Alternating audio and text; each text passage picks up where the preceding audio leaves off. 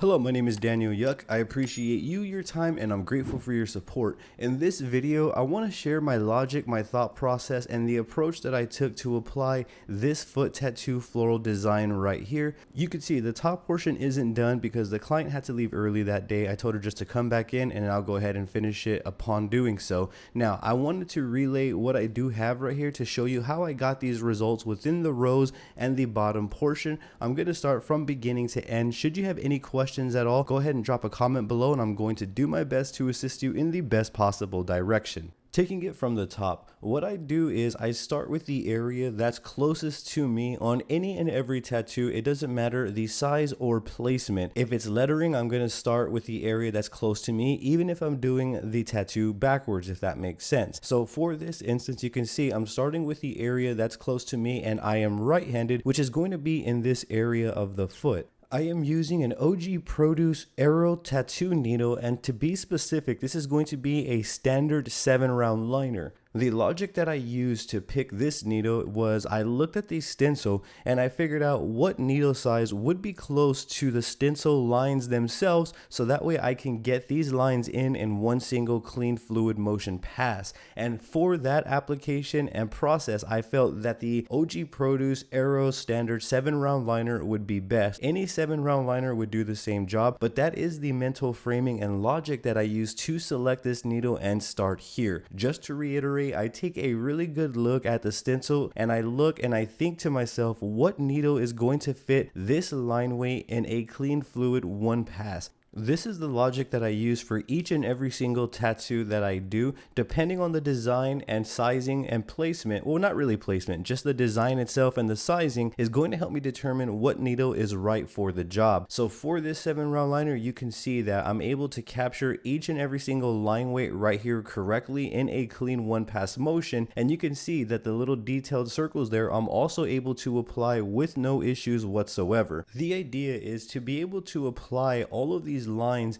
in a clean one pass motion, so that way it carries that consistency across each and every single line that's neighboring one another. If I were to use, for an example, a 3-round liner and sculpt up these lines, there's a high probability that they're going to be fluctuating in line weight all throughout the design, and I didn't want that. That's the opposite of what I am actually going for. The idea is to select and make specific choices that will lead me to clean, consistent results, so by the end of the tattoo it carries that wow factor. Each and every single tattoo that I take on, it's always my goal for the client to look at the tattoo indefinitely and feel good while wearing it. So therefore, before I start the tattoo, I am mapping it out from beginning to end. I'm thinking about line weights as I am creating the design. I'm thinking about how I'm going to posture and position myself so that way I can get everything deposited cleanly to the best of my ability. Making all of these choices, I would classify as mapping out the tattoo. Mapping out the tattoo is probably one of the most crucial starting points to every single tattoo that I do, because that is going to determine if I am going to be able to apply it to the client's expectations while meeting the standards that I set up for myself as the tattoo artist. Alongside the OG Produce standard 7-round liner, I'm using the Muso Toku Mercury M1 tattoo machine, which is going to be the 4mm stroke version. The gloves that I am using are Phantom Tattoo gloves.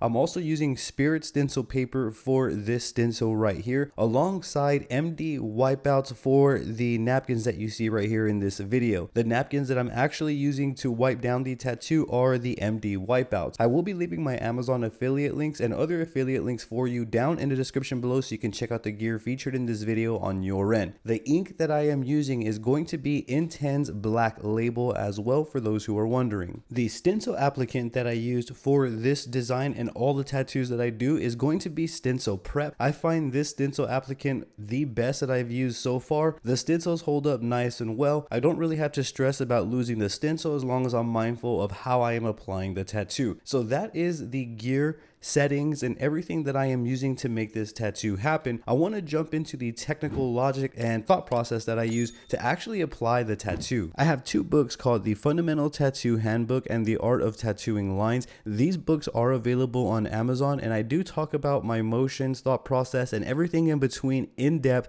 within those 2 books. You can find them by heading on over to Amazon.com, typing in Daniel Yuck or the Fundamental Tattoo Handbook or the Art of Tattooing Lines. My logic logic is this: I am identifying my A point and I'm going to identify my B point before I commit to any line at all. By doing so, it helps me navigate where I'm going to be going and what motions I'm going to need to make in order to accomplish the line in the cleanest manner that I can provide to each and every single client. I always identify the starting and ending points, and then by doing so, I'm able to posturize and position myself in a manner that's going to allow me to deposit the ink in clean fluid motions, which is exactly what I want. I don't want to find myself in a position where I'm kind of jittering through the line, or I'm unable to get it from point A to B cleanly because I didn't take the time to think out and maneuver myself, posturize and position along the way. Each and every single line, no matter how long or short, it's always going to follow that fundamental principle of identifying my point A so that way I can navigate to my point B in a clean, fluid, consistent one-pass line. From there, once I've identified A to B, posturize and position myself in a manner that would be necessary for the specific location, I am going to worry about my needle angle, and then I'm also going to be focusing on aligning my hand speed to my voltage. Again, I do talk about this in depth within the Fundamental Tattoo Handbook and the Art of Tattooing Lines. I'm running my voltage at around 6.5 if I remember correctly. It's not going to be any more than 7,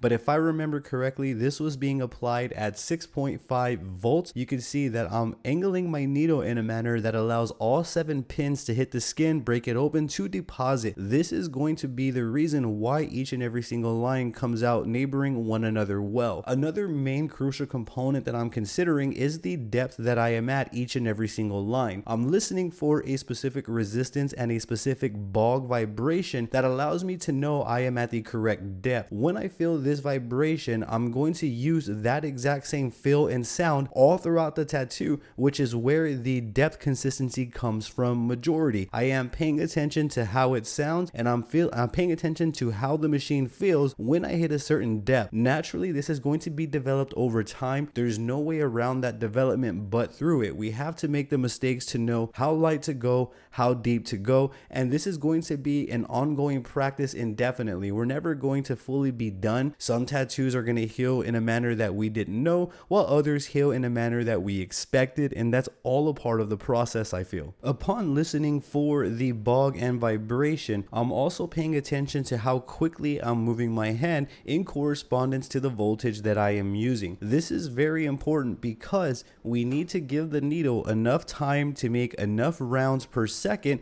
so that way the ink is deposited correctly and each and every single line neighbors one another well. This right here is probably one of the most crucial fundamentals, along with the other moving components that we need to be mindful of. If we move too slow, we're going to over deposit ink, which tends to cause more damage to the skin and or blowouts. If we move too fast, then we have lines that are compromised that may fall out during healing or just look light in general. So we have to really fine tune and figure out where that middle ground is. That just comes with repetition and practice over the course of time. You can see now I'm using a gold needle. This is going to be an Easy Tattoo Supply Gold Series needle, and the sizing of it is going to be a standard 3-round liner. So for the main frame of this tattoo, I used the OG Produce Arrow standard 7-round liner. For the details like within the leaves and the center of the rose and even the shading, I'm going to be using this standard 3-round liner, which is going to be from Easy Tattoo Supplies from their V-Select Gold Series. Once again, my affiliate links will be for you down in the description below so you can check it out on your end. Some variables to consider are the needle size. So when I am using a smaller needle, for example, like a 3-round liner, I tend to lower my voltage to about 5 to 5.5 volts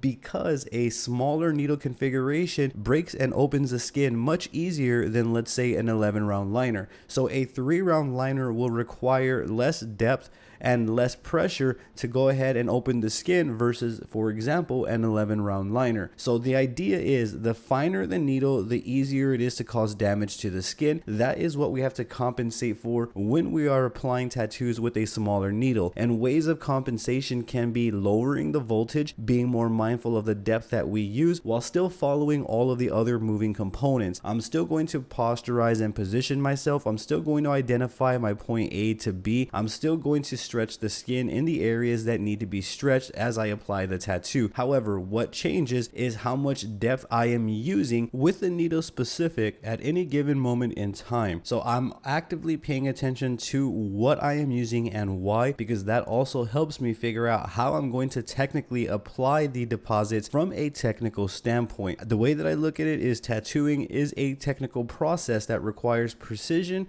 effort, and time from the tattoo artist to deposit any single tattoo in a clean, solid, consistent, saturated manner. I'm still structuring the main frame of this entire design right here. So basically I'm going to line the entire thing. I kind of switch back and forth when I get to specific areas. For example, you can see I'm back using the OG Produce 7-round liner. What I do is I basically boundarize the entire design, starting with the heavier line weights or what's closest to me.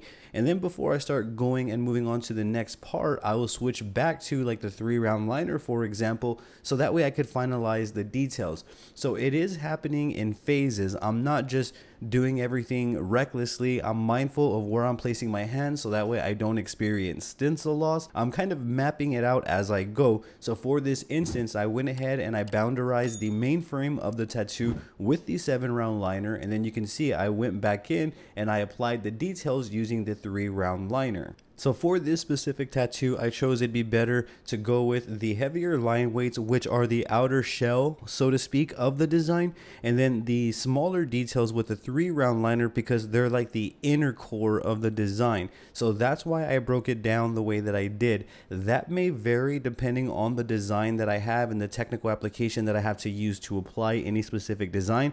But for this one, you can see that this mapping worked out well. I got a clean read across the entire tattoo from the 7-round liner to the 3-round liner. Everything looks beautiful and exactly as it should. From here, I'm now ready to begin applying the shading, and which I want to touch base on as well. So for the shading, I'm going to be using the 3-round liner, as you can see right here. And once again, I'm starting with the area that's closest to me. Now at this point, I'm no longer worried about losing the stencil. So the reason why I'm still starting with the area that's close to me is not because of a fear of stencil loss. It is more of an organization thing. It allows me to stay organized and consistent throughout the entire tattoo, working it the same way that I did with the lining, applying that same fundamental principle to the shading. For the shading, I decided to keep it really simple. You can see that I'm using just simple whip motions to get my different transitions, gradients, and tones going on. In terms of the gray wash that I use, I also kept that super simple. I believe I had like a lighter tone, which was like maybe 5 or 6 drops, and then I had one more cap, which is about halfway or about 60%, maybe 75. But the point is, I only used a 2-cap gray wash system, a really light tone and a sort of mid to dark tone, because I wanted to be able to rely on pressure and whip motions to deposit the gradients, tones, and saturations that I needed. I find that when I do create a gray wash system that has like 2, 4, 6, 8, or multiple caps, I tend to only dip into a couple of them. So I went ahead and I simplified that flow for this tattoo to see if I really needed varying tones. Since this design is more on the simplistic end and it is a floral design, I didn't need many tones, the same that I would, for example, realism and those sort of designs. I felt like simple was going to be a better approach for this specific design right here. I'm still following the same fundamental principles. I've identified my point A. You can see where I'm starting, and then I will go ahead and identify my point B using whip motions. On occasion, I'll go ahead and do a little cross hatching back and forth to bring up the same level of whips, so that way I get that clean, consistent gradient read.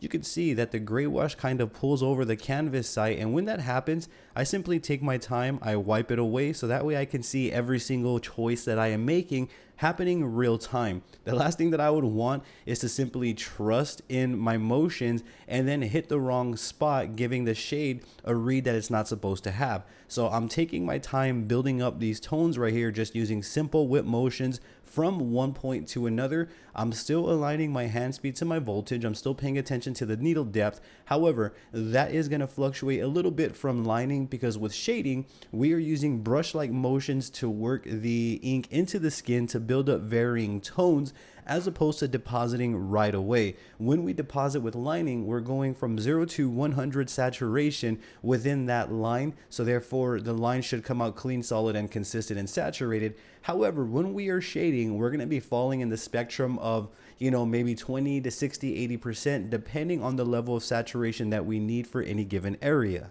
It really doesn't matter how many whip motions I make over one spot. Each area is tiny enough for me to get my saturations and my gradients and transitions enough within a couple of passes. So I'm not worried about overworking the skin because I am using brush-like motions to build up to the levels of saturation and tones that I need. However, when we are just starting, if we're operating from like a state of fear of overworking the skin, then we're going to be more timid and then we're going to miss the mark completely. Again, this is developed just around time and consistency of knowing how deep is too deep, how dark is too dark, how light is too light. You get the idea. That just happens over the course of time. So you can see in these tighter areas, the ink is pulling and I'm wiping away constantly to see what I am doing underneath. I'm taking my time mapping out A to B each and every single time before I commit to the actual deposits. And by doing so, I feel like I'm getting a beautiful read on this design that this client could be happy wearing and stand the test of time. Keep in mind, this day the client had to leave early, which is totally fine, but these are the results that I got right here. I did step into frame while I was shading the rows, so I apologize about that. The top portion is going to follow the exact same principles that I shared with you here in this video. Should you have any questions at all, I encourage you to please drop a comment below. I'll do my best to assist you in the best possible direction. If you found this video helpful, consider giving it a thumbs up and subscribing to my channel, maybe even sharing with a friend if you feel they can benefit from it. I appreciate you, your time, and your support. Thank you very much for watching, and I hope you have a great day.